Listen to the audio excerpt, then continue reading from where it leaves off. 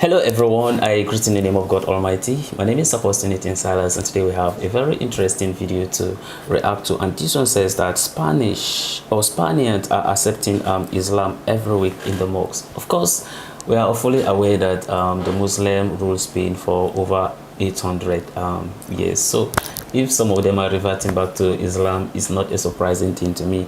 But then anyway, when we get out the video, we can be able to hear some of the reasons to why they decide to be reverting back to Islam. So if today happens to be the first time of you checking out my channel, don't forget to subscribe to my channel and follow me on my Facebook and Instagram. And if you have any video you want me to react to, don't forget to drop it at the comment section and I'm going to check it out. So guys, before we get on to the video, I'm a theologian and I make this video not to discredit anyone's religion.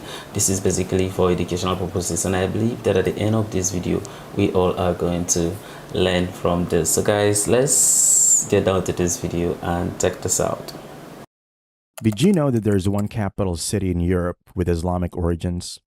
And there's a masjid where a conversion happens every week? Two cities, two stories, one nation. Keep watching to know more. It's not a fact that you or I would have learned from Orthodox history textbooks or from classrooms, but be prepared to be blown off your feet when you find the answers later in this video. Despite efforts to target and suppress Islam and its followers, both are growing exponentially, particularly in Europe. More and more Muslims are taking up public spaces.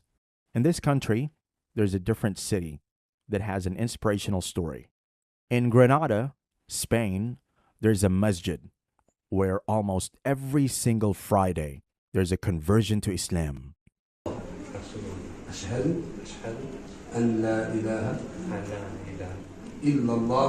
Post the COVID-19 pandemic, the number of Muslims in Spain have increased dramatically. And you ask why? Islam is gaining popularity, and youth are reaching out to masjids for support in a fast-paced world where they, the youth, are sometimes struggling to keep it all together, so to say.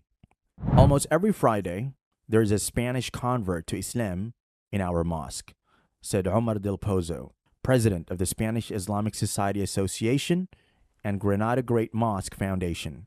There is a big increase in the number of Spaniards who converted to Islam, especially after the pandemic. This makes us happy and proud. Getting back to our first question, the only capital city in Europe with Islamic origins is Madrid. The Galeria de Colecciones Reales Museum, which is part of the city's Umayyad fortified wall, has been visited by multitudes of people, as the city is finally embracing its Islamic past.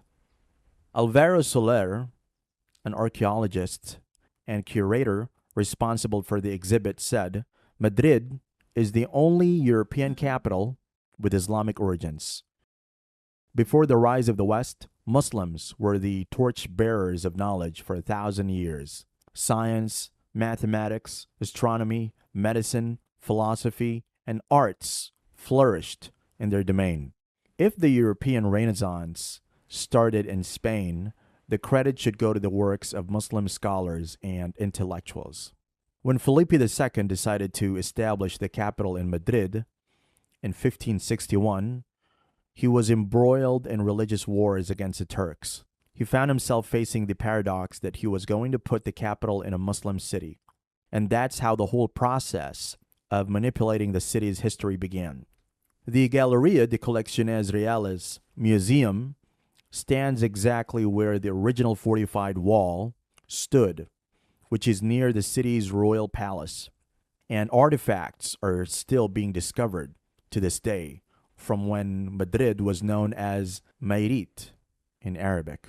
In this light, it's not surprising that the influence of Islam in Spain is prevalent, despite the Christian monarchs throughout the past centuries adamant on quelling it.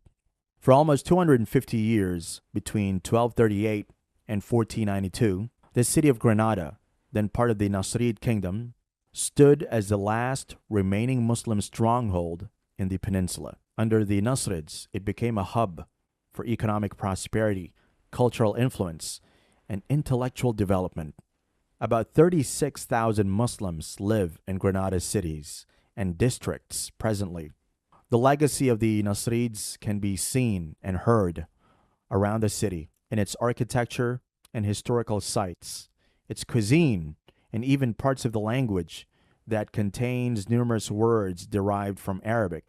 Recent years have seen a revival of sorts of Grenada's Islamic heritage, a heritage that Queen Isabella and her successors had tried to bury. 500 years after being hounded out by the Catholic monarchs Isabel and Ferdinand, Spain's Muslims have built a mosque overlooking what was once Islam's most important outpost in Europe, the Alhambra Palace in Granada. The call to prayer of the Muaddin can now be heard in the narrow streets and alleyways of Albaycin, the city's old Moorish district, as a new generation of Spanish converts, which is growing both in numbers and in confidence, gives the city back a small part of its ancient Islamic heart. In Spain, the call to prayer is only heard loudly from a minaret in Granada's Grand Mosque. The mosque in the medieval Muslim neighborhood of Albaycin, Grenada's top tourist attraction, was built in 2003. The Muslims for long have been marginalized by the Western media, and events such as the 9/11 attacks on the World Trade Center haven't helped. But the Muslim communities have learned, based on the regulations of Islam, to coexist peacefully, among others, and have now integrated themselves in European society, with many Muslims now holding local, regional, and political positions in many European countries. Secretary of the Islamic Commission of Spain, Muhammad Ajana, said that the Muslim population living in Spain increased 10 times in the last 30 years, exceeding 2.5 million, according to official records. Non-official figures say that about 3 million Muslims live in Spain. According to the Union of Islamic Communities, Muslims make up 3.8% of the Spanish population. 40% are Spanish, and 60% are immigrants. Innocent civilians fleeing war-torn regions and others from impoverished and developing nations began their long and complex journeys into Europe, seeking asylum and successfully winning their bids. These immigrating Muslims with robust birth rates contributed dramatically to the rise of the Muslim population in Grenada. To this day, Andalus evokes among Muslims nostalgia for a golden age when it resonated with the sound of prayer every morning, and the name of Prophet Muhammad, peace be upon him, was honored every day. No other country was contested between Muslims and Christians as bitterly as Spain. The struggle went on for 500 years. When the battles had ended and the last adhan was said from the ramparts of Granada in 1492, Muslims had lost the crown jewel of the Maghrib. Soon, they would be tortured and expelled, along with the Jews, from a land they considered the Garden of the West. Their monuments were razed, their mosques destroyed, their libraries burned. But Islam is returning to Spain, and with conversions happening as often as it is in the Masjid of Granada, we wonder if the words of the former Libyan leader Muammar Gaddafi will be a reality soon. He had remarked famously that Allah will grant Islam victory in Europe without swords, without guns, and without conquest, and turn it into a Muslim continent within a few decades. We hope you've benefited and enjoyed this video as much as we have been creating it for you. Wow, this is a very interesting video, listening to this very documentation about the conversion and then the reversion that is actually taking place in Spain to Islam. And then at the end of the video, you got to realize that this is a vision saw by Muammar Gaddafi, may peace be upon him. Of course, he's late now, Libyan leader who actually, understand, wanted freedom of black Africans. And then now to talk about, understand, this conversion. Of course, these things don't come to me as a surprise, because Muslims have actually ruled Spain for over 800 years. That is based on history. So when the people decide, you understand, to start converting back to Islam, it's not kind of a surprising thing to me. But then anyway, it's an interesting development that is for the Muslim for the Muslims. But then as for us, you understand, for me, I don't just feel surprised, you understand, about it. One thing that surprised me most was how they were talking about how Madrid, the capital, you understand, was formed, that is in Madrid. And then from there you got to realize that in the Madrid it has a lot of Muslim, you understand, population as of then when the capital was established. I say, okay, that's a very interesting one. As for me, I'm a Madridista. Okay, when I say I'm a Madridista, I'm actually a supporter of Real Madrid. And today we are actually playing football today, so I know that a lot of you also support me. Okay, come and support me. Okay, I pray we win today. But anyway, this is based on the conversion story. Okay, it shows that people are really working hard. Okay, just like how Gaddafi says that, like, Muslim will take over, you understand, Europe, and not that because of they launch any jihad or force anyone, right? So this is how, you understand, the war is going on at the moment. It's not about you carrying gun, it's about you going speak to people. It was during that time that they'll be using jihad, using war and all those things, right? But at the moment you don't have to do that. Just speak to people and let them decide. You understand? They should just decide. And that's why you see me, I'm not against, you understand, the Christians who decide to convert to Islam, or those Muslims that decide to convert to Christianity. I just feel like at the end of the day, it's just left for the person, because if you die today, you're going to face your own maker. It is you who will give your own account. My father will not give my account on either my brother or sister or mom, right? But I will face my maker by myself. I will give my own account, and each and every individual is going to give his or her own account. So why should I stand as a barrier to stop anyone? If the person wants to convert.